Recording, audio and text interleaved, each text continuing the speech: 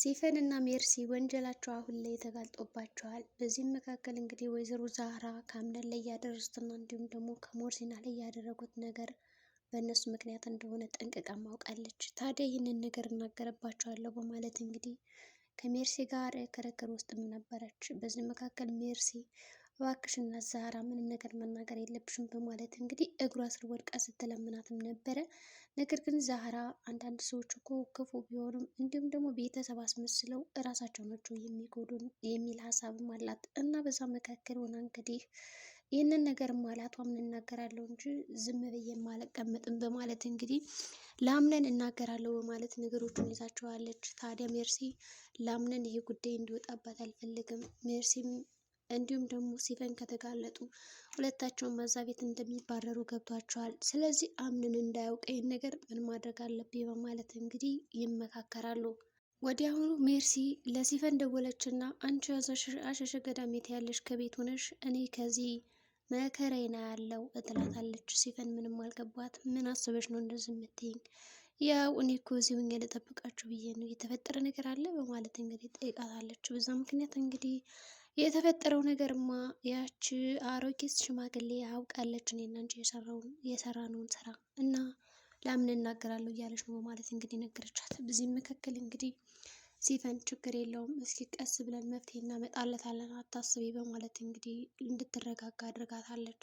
በሌላ በኩል እንግዲህ አምነን አሁን ላይ ከሆስፒታል መውጣቱን ተከትሎ በዚህም እንግዲህ ቤሊን ሄዳ ጠይቀዋለች። እንዲሁም ደግሞ ቤሊን ከጀሪ ጋር ባለው ቀረቤታና እንዲሁም ደግሞ ባሏ እንደመሆኑ ልጃችን እየጠበቀ ነው በማለት እንግዲህ ብዙ ነገሮችን እያደረገች ነው። በዛም መካከል እሷ እኔ እየቀናው ነው ጀሪ አሁን ላይ የልጅህ እናት ነች። ስለዚህ እኔ በጣም ቀንቻለሁ። እንዴት ነው ከአንተ ጋር የሚሄደው ይህንን ነገር በማለት እንግዲህ ነግረዋለች።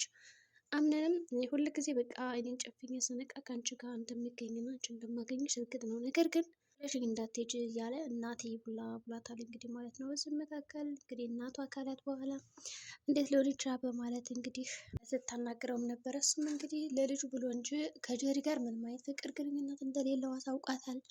ለልጁም ሲል እንደሆነ አብሯት ያለ እንግዲህ ነግሯታል። በሌላ በኩል እንግዲህ ሙስጠፋ ሁሌ አንቺ እኮ በጣም እድለኛ ነሽ፣ ሁለት ባል ነው ያለሽ እያለ እንግዲህ በጣም ሲያሾፍባት ነበረ። እንግዲህ ጀሪ ሆስፒታል ሆና እያለቀሰች ነበረ። አሁን እኔ ማን አለኝ እያለችም ነበር። በዛ መካከል እንግዲህ ሙስጠፋ መጥቶ ለምንድን ነው ማን አለኝ የምትይኝ? ያለሁልሽ አይደለ እኔ ባለቤትሽ ይላታል ማለት ነው። በእርግጥ እንግዲህ ከቃል ጋር ሆኖ የሚገርማችሁ ነገር ነው ስታለቅስ የነበረው እና ቃል ሲያባብላት ቆይቶ ከዛን ያለውልሽ ምንም ችግር የለም በማለት እንግዲህ ይነግራታል። እሷም ድንግጥ ትልና አልፈልግም እንደማለት ትለዋለች። ነገር ግን ሙስጠፋ ሊሰማቸው አልቻለም። ወደ ስራ ሄድ እኔ አብሬያት እቆያለሁ በማለት እንግዲህ ይቆያል ማለት ነው። አብሮም ከቆየ በኋላ ብዙ ነገሮችን ለማድረግ ይስማማል። እንዲሁም ደግሞ በልጇ እንግዲህ የተሸከመችውን ሆዷ ላይ ካልዳሰስኩ በማለት እንግዲህ ከፍተኛ ጠብ ውስጥ ነበር የገቡት። የሚገርማቸው ነገር ጀሪ አላስነካም፣ ብዙ ደግሞ ልጅን ማየት አለብኝ ይላታል። በዚህ መካከል ረፍተው ምናምን እያሉ በጣም ሲፎካከሩም ነበረ። ሌላው ደግሞ እንግዲህ የተፈጠረ ነገር አለ። እሱም እንግዲህ ድርጅቱ አሁን ላይ በጣም ከፍተኛ ክሳራ እንደገጠመው ነው። አምነን እንግዲህ ወዲያውኑ ከሆስፒታል እንደነቃ የተደረገለት ነገርም ነበረ። እንግዲህ ጸሐፊው መታ አቶ አምነን ስለነቃ በጣም ደስ ብሎኛል፣ ነገር ግን አሁን ላይ ድርጅቱ ከሳራ ገጥሞታል በማለት እንግዲህ ትነግረዋለች ማለት ነው። አምነንም በዚህ ጉዳይ እንዴት ነው እንደዚህ ሊሳካ የሚችለው እና ሊከስር የሚችለው በዚህ ደቂቃ ውስጥ ምን ተፈጥሮ ነው በማለት ይጠይቃታል።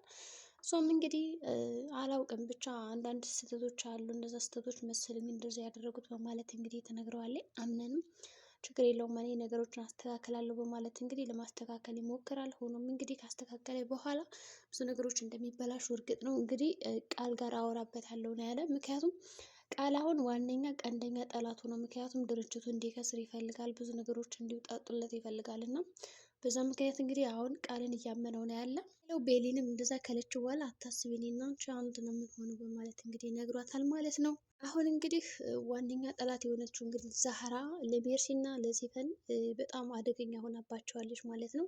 እሷ ሁሉን ነገር አወቀች ማለት ተናገረች ማለት ነው። እንዲሁም ደግሞ ይገባታል ወይዘሮ ሰማል እንደገደሏት ማለት ነው። እናንተ በቤተሰብ ስም ተጠልላችሁ ግን ደግሞ ክፋትና ተንኮል የምታቅዱት የምታራምዱት ምን አድርጓችሁ ነው አታምኑም? በማለት እንግዲህ በጣም ብዙ ነገሮች ስትናገራት ነበረ። እንግዲህ ሜርሲ በቻለችው አቅም ለማሳመን እና ልትደራደራት ሞክራ፣ ግን ዛህራ አሻፈረኝ በማለት እንግዲህ ድርድሩን አልፈቀደችላትም። ስለዚህ አሁን በነገራችን ላይ እንግዲህ ድርድሩ እንደዛ ብላ ስታቀርብላት ሲፈን ምንድን ነው ያለችው? መጀመሪያ እስኪ አንቺ ሂጂና አናግሪያት፣ ያው መጀመሪያ የሚያየችሽ አንቺን ስለሆነ እንዲሁም ደግሞ ከአንቺ ጋር እሺ ብላ ተስማማለች፣ ከኔ ጋር ያን ያክል አንግባባም በማለት እንግዲህ ሜርሲ ሄዳ እንድታናግራት ነው የፈለገችው። በእርግጠኝነት አሁን ሜርሲ ራሷ እሺ ብላ ተስማምታ ብትሄድ ጥሩ ነው። እንዲሁም ደግሞ ለምን ብላ ጠይቃታለች። በእርግጥም ሲፈን እኔ እሄዳለሁ ብትላት ሲፈን እዛ ካሁን ጠላት እንደሆነች ራሷን በይፋ ግልጥ ታደርግ ነበር ማለት ነው። ስለዚህ አልሄድም አንቺ ሂጂ ማለቷ ለእሷ የተወሰነ ጊዜ እና ከዛ ቤት የምትቆይበት ምክንያት እና መፍትሄ አገኘች ማለት ነው። እንግዲህ ያው ሆስፒታል በነበሩበት ጊዜ ማርክም ወይዘሮ ሞርዚናን ክፍሏን ቆልፎባት ወደ ውጭ ወጥቶም ነበረ። በዚህ መካከል እንግዲህ ሲፈን ብቻዋን ነበረች ቤት ውስጥ ማለት ይቻላል። ወዴት ነው የምትሄደው በማለት እንግዲህ ስጠይቀው የሆነ ቦታ ደርሼ መጣሁ፣ እናም እንግዲህ ቤቱን ቆልፌባታለሁ ማለት ነበር የነገራት። ስላት በጣም ነበር የደነገጠችው። እሺ ተሎ ተመለስ በማለት እንግዲህ ትሄዳለች። ዛህራም ወደ ቤቷ ከተመለሰች በኋላ ሂጅ ብለዋት ጽዳቷን የጀመረችው፣ ነገር ግን ጽዳቷን እያጸዳች የሆነ ተንኮል አስባለች ማለት ነው። ምን አለበት ክፉ ሰዎችም አንዳንድ ጊዜ ከንጹህ ሰዎች ላይ የሚደርሳቸውን ቅጣት ቢያገኙ ብላ ታስባለች እና በዛው መካከል ከሞርዚና ክፍል አስገብታ ልትቀጠቅጣት ልታስፈራራት ነበር የፈለገችው። እያሰበች ነው ያለችው ቤቱ እንዴት አድርጌ ነው መክፈት ያለብኝ? ይችን ሜርሲንማ በእርግጠኝነት እዛ ክፍል ማስገባት አለብኝ፣ ልክ አምነን እንዳደረገችው መደረግ አለባት በማለት እንግዲህ ነው የነገረቻት። እንዲሁም ዛህራ የሰማቻቸው እንግዲህ ከሙስጠፋ ጋር እያወሩ በነበረበት ሰዓት ነው። መድኃኒት እንዳበሏት ሁሉ ነገር እንዳወቀች ምናምን ተነግሯታል። ስለዚህ አሁን ዛህራ ለአምነን ትናገራለች ወይስ አትናገርም? በእርግጠኝነት ለአምነን እናገራለሁ ካለች ህይወት አደጋ ላይ ነው የሚሆነው።